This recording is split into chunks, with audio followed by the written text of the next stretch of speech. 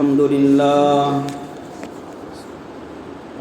لله نحمده ونستعينه ونستغفره ونؤمن به ونتوكل عليه ونعوذ بالله من شرور أنفسنا ومن سيئات أعمالنا من يهده الله فلا مضل له ومن يضلله فلا هادي له ونشهد أن لا إله إلا الله وحده لا شريك له ونشهد أن سيدنا ومولانا محمدا عبده ورسوله أما بعد فقد قال الله تبارك وتعالى في القرآن الكريم فأعوذ بالله من الشيطان الرجيم بسم الله الرحمن الرحيم تبارك الذي بيده الملك وهو على كل شيء قدير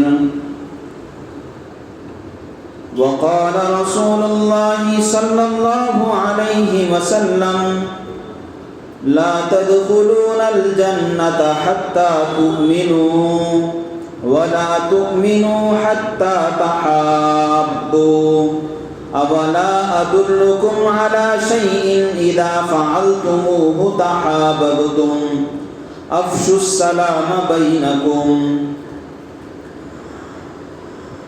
وعن عبد الله بن عمرو بن العاص رضي الله تعالى عنهما أن رجلا سأل النبي صلى الله عليه وسلم أي الإسلام خير قال تطعم الطعام وتقرأ السلام على من عرفت أو لم تعرف وقال رسول الله صلى الله عليه وسلم إن من أشراط الساعة أن يمر الرجل في المسجد لا يصليه فيه ركعتين وأن لا يسلم الرجل إلا على من يعرف وأن يبرد الصبي الشيخ أو كما قال عليه الصلاة والتسليم صدق الله العظيم وصدق رسوله النبي الكريم ونحن على ذلك لمن الشاهدين والشاكرين الحمد لله رب العالمین۔ بزرگان محترم، عزیز نوجوان دوستوں، بھائیوں،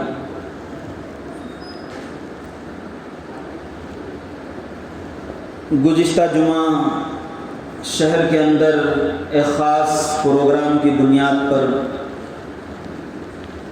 ایک خاص عنوان سے، شریعت کے تحفظ کے عنوان سے گفتگو آپ حضرات کے سامنے کی گئی تھی،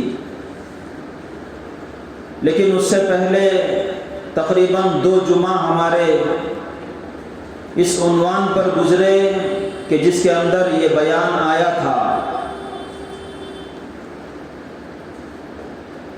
کہ برکت جس کے چاہنے والے ہم میں سے ہر ایک ہیں،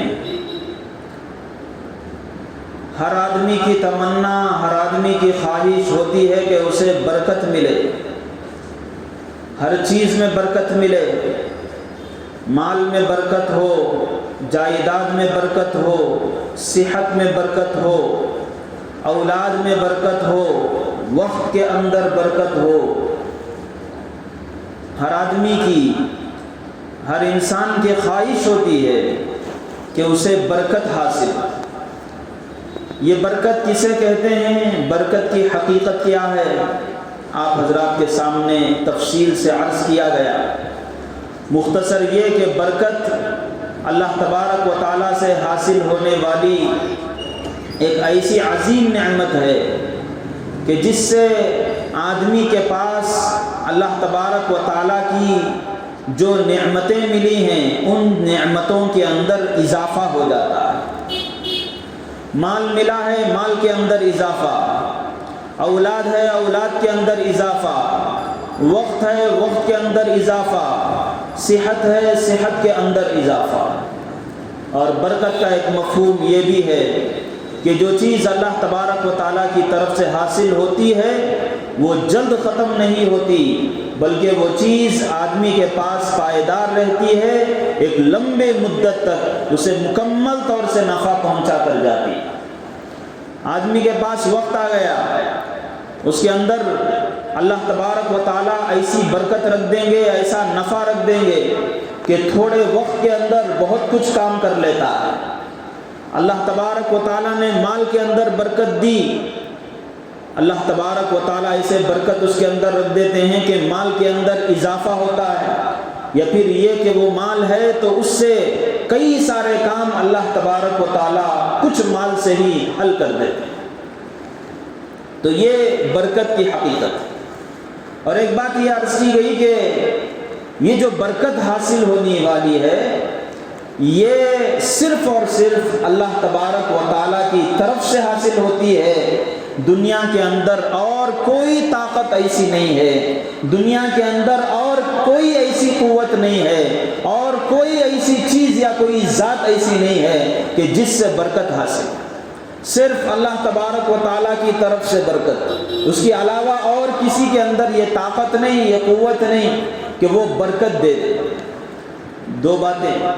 اور تیسری چیز، برکت حاصل ہونے والے اسباب کے بارے میں بات آئی تھی کہ کن چیزوں کے ذریعے سے، کن چیزوں کو اپنا کر، کن چیزوں کو حاصل کر کے ہم لوگ برکت حاصل کر سکتے ہیں۔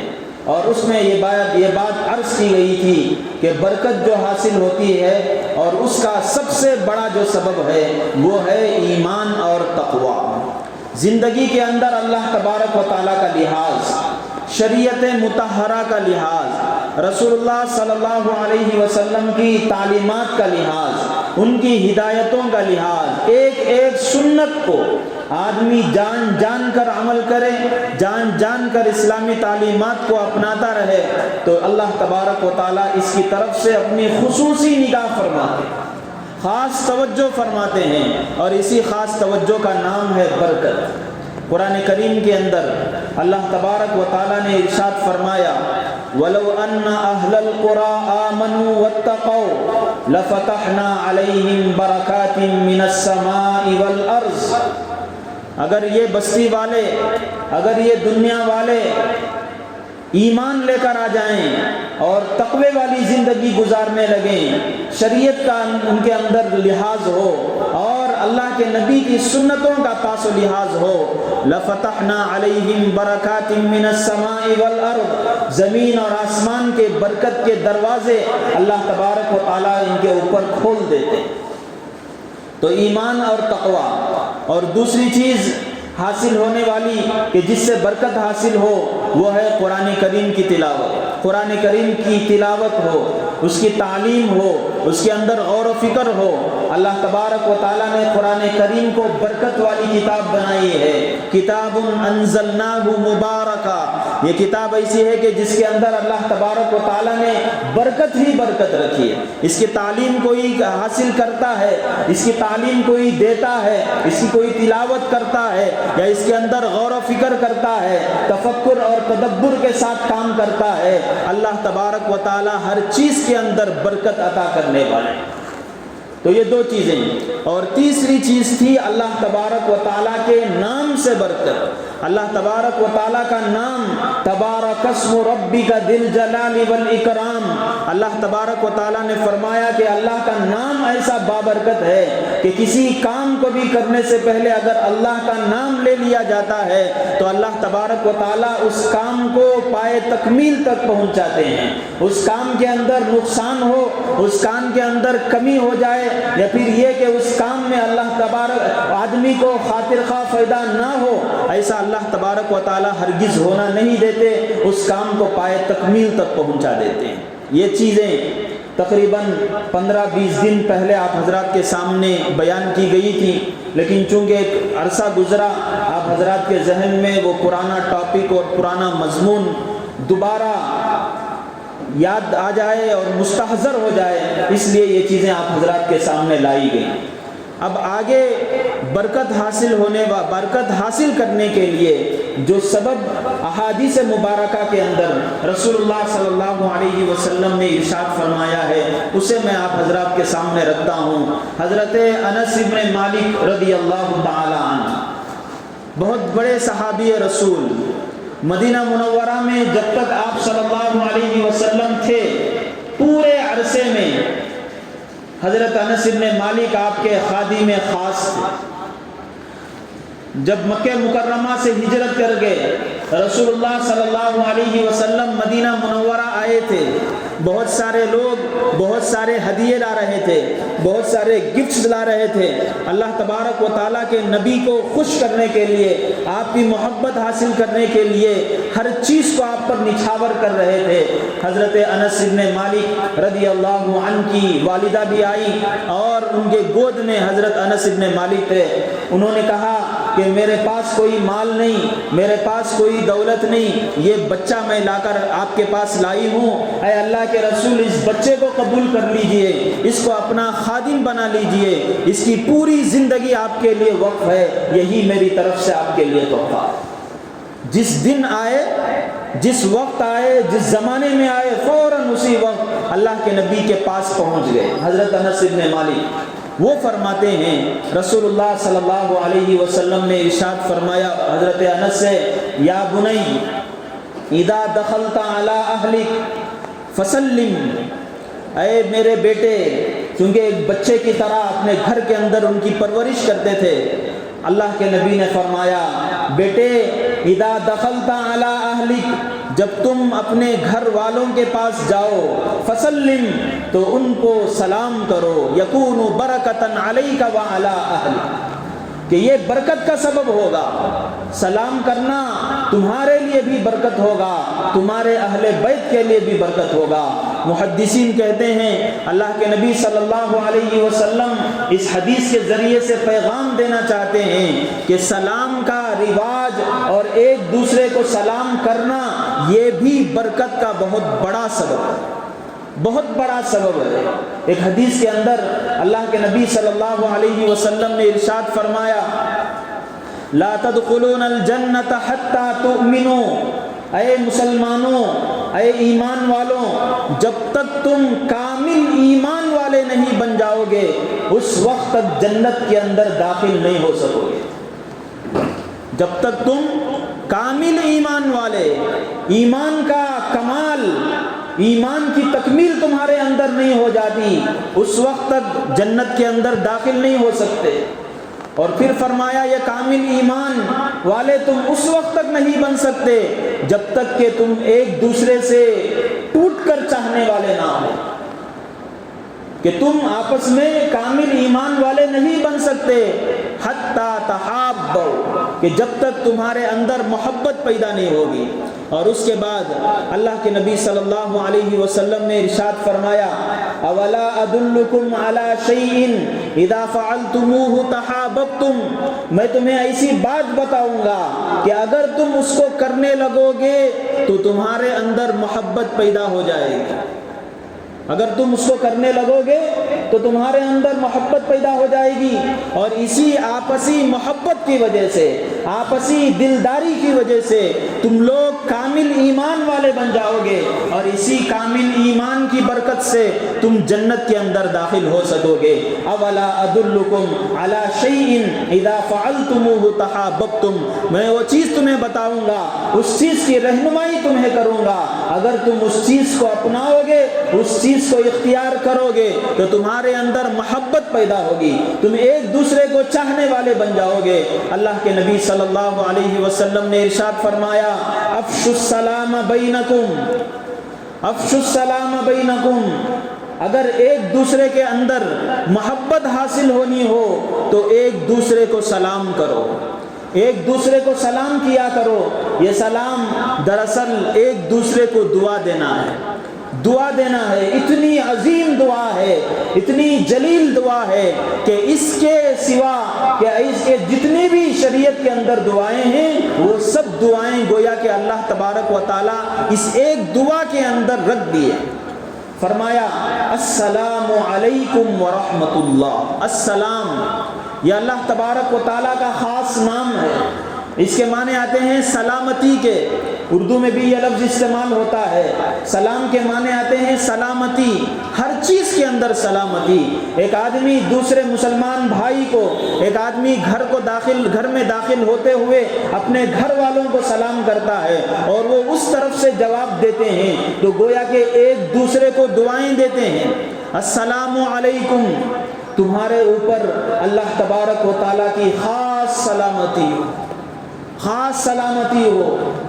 یہ سلامتی دنیا کے اندر بھی، یہ سلامتی آخرت کے اندر بھی، یہ سلامتی صحت کے اندر بھی، یہ سلامتی اولاد کے اندر بھی. ایک آدمی ادھر سے سلام کر رہا ہے، وہ آدمی ادھر سے سلام کر رہا ہے اور دعائیں بانٹ رہا ہے تو اس کے اندر اللہ تبارک و تعالیٰ نے بہت بڑی برکتوں اور رحمتوں کا ایک سمندر اللہ نے رکھ دیا ہے. ایک آدمی سلام کرتا ہے السلام علیکم، دعا دیتا ہے گویا کہ تمہارے اوپر اللہ تبارک و تعالیٰ کی سلامتی ہو. ورحمت اللہ، اللہ تبارک و تعالیٰ کا کی رحمت ہو. یہ اللہ کی رحمت ایسی عجیب و غریب چیز ہے کہ اس رحمت کی محتاجگی ہر جگہ ہمیں ہوگی. دنیا کے اندر بھی ہم لوگ اللہ تبارک و تعالیٰ کی رحمت کے محتاج، ہر چیز کے اندر اللہ تبارک و تعالیٰ کی رحمت کے محتاج، آخرت کے اندر بھی اللہ تبارک و تعالیٰ کی رحمت کے محتاج. اسی لیے اللہ تبارک و تعالیٰ نے، اور اللہ کی ذات ایسی ہے جب اللہ کی رحمت آتی ہے تو سب کو ڈھانپ لیتی ہے. ایک آدمی گویا کہ اپنے بھائی کو، اپنے گھر والوں کو، اپنے بچوں کو، اپنے والدین کو، اپنے دیگر دینی بھائیوں کو یہ کہتا ہے اللہ کی رحمت تم پر، وبرکاتہ، اور اللہ کی برکتیں تمہارے اوپر.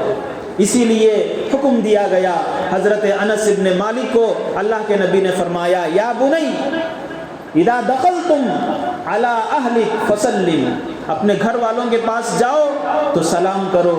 یکون برکتا علیک وعلی اہلک، کہ تمہارے اوپر بھی برکت ہوگی، تمہارے اہل و عیال پر بھی برکت ہوگی. آج افسوس کی بات ہے، آج بڑے افسوس کی بات ہے کہ سلام کا رواج مسلمانوں کے اندر بالکل ختم ہو چکا ہے، بالکل ختم. آج بمشکل ہم لوگ سلام کر دیتے ہیں تو اس وقت سلام کرتے ہیں جب کوئی جاننے پہچاننے والا ہو. کوئی اجنبی ہو تو سلام کرنے کا بالکل داعیہ بھی سلام کرنے کے بعد دل کے اندر پیدا ہی نہیں ہوتی. یہ چیز ایسی عجیب و غریب ہے. آپ حضرات کے سامنے میں نے وہ حدیث ابھی خطبے میں پڑھ کر سنائی. اللہ کے نبی صلی اللہ علیہ وسلم نے ارشاد فرمایا، اور قیامت کی نشانیوں میں اللہ کے نبی نے ارشاد فرمایا کہ من اشراط الساعہ، قیامت کے نشانیوں میں سے ایک چیز یہ ہے ان یمر الرجل فی المسجد لا یصلیہ فیہ رکعتین، آدمی مسجد کے سامنے سے گزرے گا، 2 رکعتیں پڑھنے کی اسے توفیق نہیں ہوگی. مسجد کے سامنے سے آدمی کا گزر ہوگا، 2 رکعتیں مسجد میں پڑھنے کی توفیق نہیں ہوگی. قیامت کے نشانیوں میں سے ایک نشانی ہے.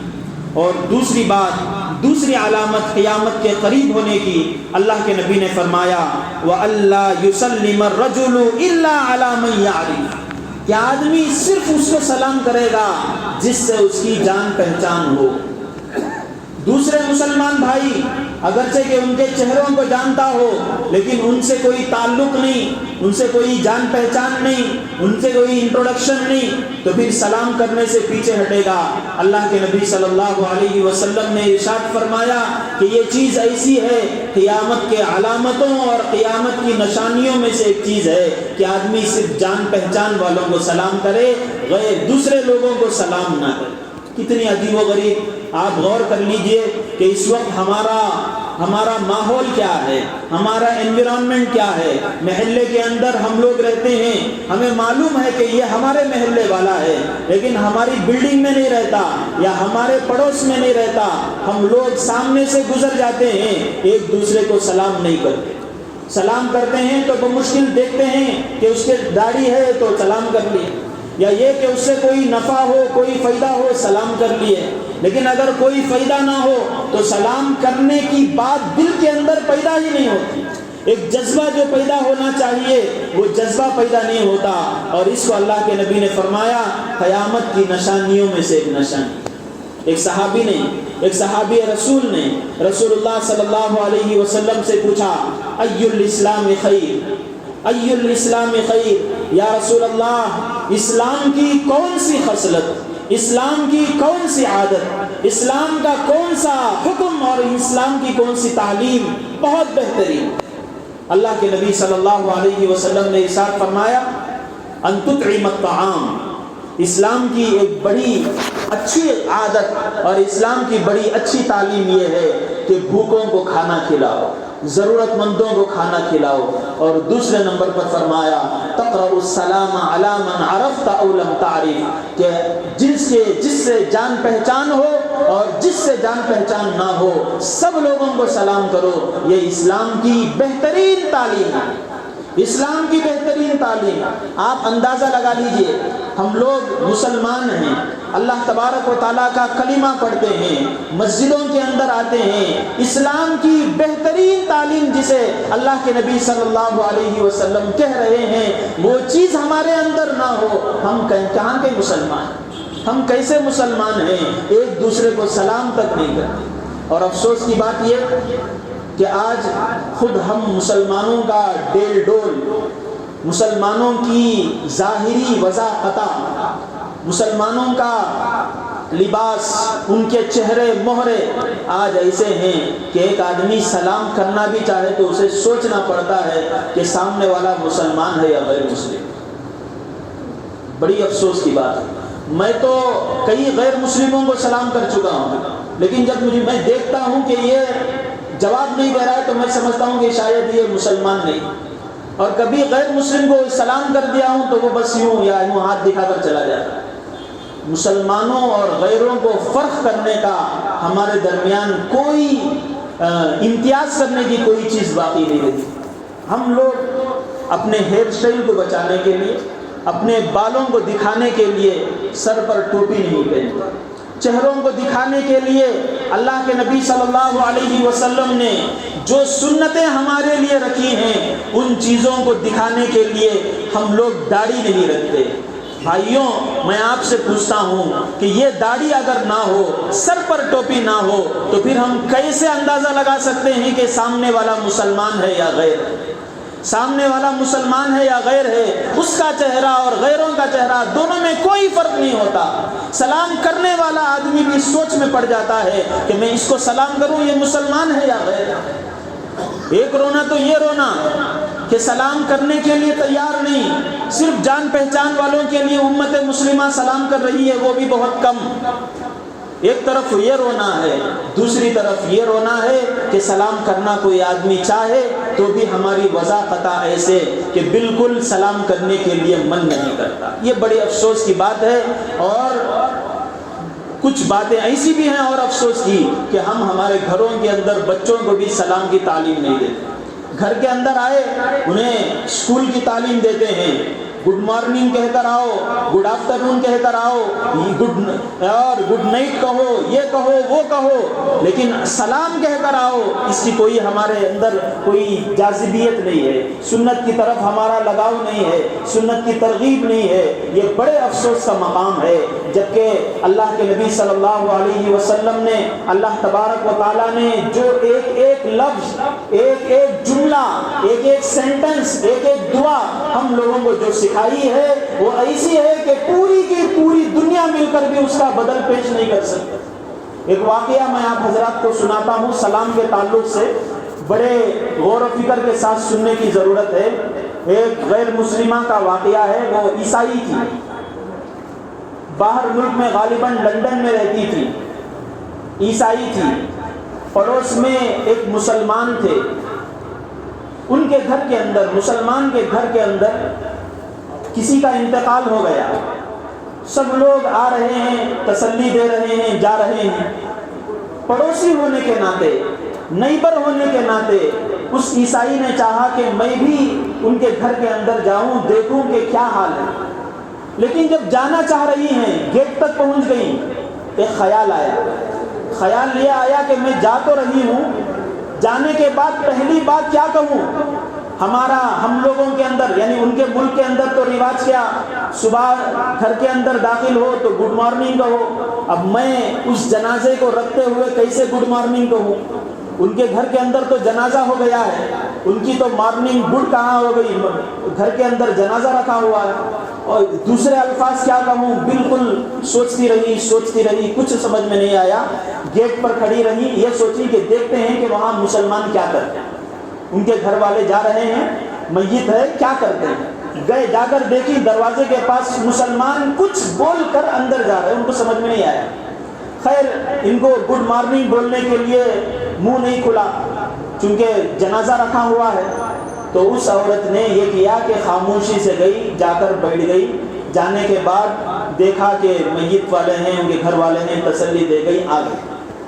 آنے کے بعد ایک خلش ان کے دل کے اندر تھی کہ ہمارے مذہب کے اندر یا ہماری تہذیب اور کلچر میں کوئی ایسا جملہ نہیں ہے، کوئی ایسی بات نہیں ہے کہ ایسے موقع پر استعمال کریں. لیکن مسلمان کچھ کر رہے تھے، پوچھتے ہیں جا کر. وہ آئی اور ایک ان کے گھر والوں سے پوچھا، اور دیندار گھرانہ تھا. انہوں نے کہا کہ جو لوگ آ رہے تھے میں دیکھ رہی تھی، کچھ کہہ رہے تھے. تو انہوں نے کہا کہ دراصل وہ جب گھر میں داخل ہوتے تھے تو سلام کہتے تھے. سلام کے کیا معنی ہیں؟ انہوں نے کہا کہ سلام کا معنی ہے السلام علیکم، تمہارے اوپر سلامتی ہے. وہ عورت غور کرتی رہی کہ سلام کا اتنا زبردست معنی، غم کے موقع پر سلام کرو، السلام علیکم، تمہارے اوپر سلامتی، گویا کہ غم دور ہونے کی دعا. گھر والے میت رکھی ہوئی ہے، سلام کہو تو گویا کہ ان کے لیے بھی سلامتی، میت کے لیے بھی آخرت میں نجات کی سلامتی کی دعا. غور کرتی رہی اور صرف اس ایک اسلام کی ادا پر، صرف ایک اسلام کی اس ادا پر وہ مسلمان ہو گئی. اور انہوں نے اسلام لانے کے بعد انہوں نے اپنا نام رکھا مریم جمیلہ، اور اس کے بعد اسلام کی بہت بڑی داعیہ اور مبلغہ بن گئی، اور اسلام کی تعلیمات، اسلام کو فروغ دینے میں وہ لگ گئی. آج بھی انگریزی کتابیں ان کی موجود ہیں، مریم جمیلہ کی کتابیں. انہوں نے اپنے ایمان لانے کا، اسلام لانے کا واقعہ ذکر کیا ہے اور کہا ہے کہ سلام کی بنیاد پر انہوں نے اسلام قبول کیا. اور اس وقت انہوں نے یہ بھی لکھا ہے کہ ایک سلام کے اندر، اسلام کے اندر اتنی بڑی گہرائی ہے، اتنی بڑی وسعت ہے کہ ہر وقت اس چیز کو استعمال کیا جا سکتا ہے، اس لفظ کو ہم استعمال کر سکتے ہیں. اسلام کی تو پوری تعلیمات کے اندر اللہ تبارک و تعالیٰ نے کیسی وسعتیں رکھی ہوں گی، کیسی برکتیں رکھی ہوں گی. یہ ہے ایک سلام کا معجزہ، ایک سلام کا انقلاب کہ مردہ دلوں کو زندہ کرنے والا، غیر مسلموں کو مسلمان بنانے والا. لیکن افسوس یہ ہے کہ ہم مسلمانوں کے اندر سلام کا بالکل رواج نہیں ہے، اور اگر رواج ہے تو بھی یہ ہے کہ ہم صرف اپنوں کو سلام کرتے ہیں، غیروں کو سلام نہیں کرتے. تو میں یہ عرض کر رہا تھا کہ برکت جس کا ہم میں سے ہر ایک آدمی طلبگار ہے، ہم میں سے ہر ایک آدمی متمنی ہے کہ میرے مال میں برکت ہو جائے، میری صحت کے اندر برکت ہو جائے، میری زندگی کے اندر برکت ہو جائے. اللہ کے نبی صلی اللہ علیہ وسلم نے اپنے خادم خاص کو، اپنے بیٹے کو گویا کہ سکھایا تھا، یا بنی اذا دخلت علی اہلک فسلم، جب تم گھر والوں کے پاس جاؤ تو سلام کرو، یکون برکتن علیک وعلی اہلک، یہ برکت کا سامان ہوگا. سلام برکت کا سامان ہوگا. زندگیوں کے اندر بھی برکت آئے گی، مال کے اندر بھی برکت آئے گی، صحت کے اندر بھی برکت آئے گی، وقت کے اندر بھی برکت آئے گی، اور ہماری زندگیاں اس سے سدھر جائیں گی، اور اللہ تبارک و تعالیٰ کی خصوصی توجہات ہمارے اندر ہوں گی. ضرورت اس بات کی ہے کہ ہم لوگ ان باتوں کو سیریسلی لیں، ان باتوں کو سمجھنے کی کوشش کریں۔ آج آدمی بہت بڑا سائنٹسٹ بن جاتا ہے، دنیا کی چیزوں میں لگ کر غور و فکر کرتا ہے، دنیا کے اندر کوئی نظام چل رہا ہو، کوئی نیوز چل رہی ہو، اس کے اوپر غور کرتا ہے، توجہ کرتا ہے اور گھنٹے گھنٹے اس کے پیچھے صرف کرتا ہے۔ لیکن افسوس کی بات یہ ہے، اسلام کی کوئی تعلیم آتی ہے، مسجد میں بیان ہوا، یہاں سنے، مسجد سے نکلتے ہوئے یہیں جھاڑ کر چلے جاتے ہیں۔ ان چیزوں پر غور و فکر کرنے کا جذبہ ہمارے اندر ختم ہو گیا، ان چیزوں پر غور کرنے کا۔ بھئی آج بیان ہوا، سلام کے بارے میں بیان کیا گیا، سلام کو برکت کا سامان بیان کیا گیا، سلام کو ایک انقلابی چیز بتائی گئی۔ آدمی پر فرض ہے، ضروری ہے کہ جس طرح اپنے دکان کو چلانے کے لیے وہ غور کرتا ہے کیا چیز چلے گی کیا چیز نہیں چلے گی، اپنی زندگی کے بارے میں بھی غور کرے کہ میری زندگی میں یہ چیز نہیں ہے، میں یہ کیسے اپنے زندگی کے اندر داخل کروں، اپنے گھر کے اندر اس چیز کو کیسے رواج دوں، اپنے بچوں کو کیسے سلام کی تعلیم دوں، اور کس طرح میں اپنے بھائیوں کے اندر سلام کو رواج دوں۔ اور یہ آدمی اس طرح سے سوچے گا تو ایک آدمی کی اصلاح سے پورے معاشرے کے اندر سدھار آ جائے گا، ایک آدمی کے سنورنے سے، سجنے سے پورے مسلمان سوسائٹی اور پورے مسلمانوں کا محلہ چمکے گا۔ لیکن افسوس یہ ہے کہ ہم لوگ ایک کان سے سن کر دوسرے کان سے اسے نکال دیتے ہیں۔ اللہ تبارک و تعالیٰ سے دعا ہے کہ اللہ تبارک و تعالیٰ اس بری عادت کو ہمارے اندر سے ختم کر دے، اور جو چیزیں یہاں بیان کی گئی ہیں اللہ تبارک و تعالیٰ ان چیزوں کو اپنے دلوں کے اندر بٹھانے اور ان کے اندر غور و فکر کرنے اور عمل میں لانے کی اللہ ہمیں توفیق عطا فرمائے۔ وآخر دعوانا ان الحمد للہ رب العالمین۔